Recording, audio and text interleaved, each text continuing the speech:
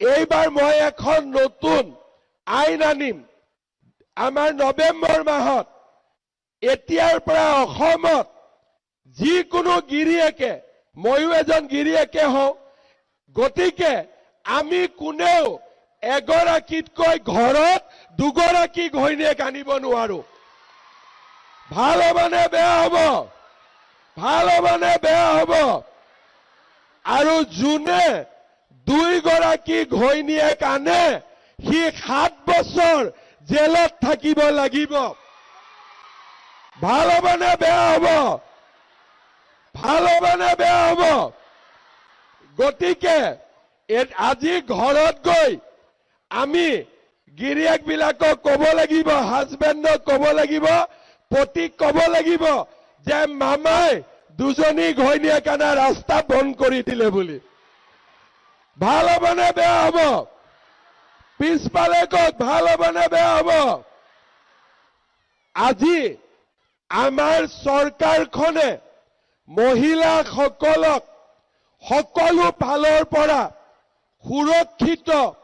আৰু নিৰাপদ কৰিবলৈ চেষ্টা কৰিছে আমাৰ চৰকাৰখনে বাল্য বিবাহ বন্ধ কৰিলে আমাৰ চৰকাৰখনে এতিয়া বহু বিবাহ বন্ধ কৰিলে আৰু অৰুণোদয়ৰ দৰে আঁচনিৰ জৰিয়তে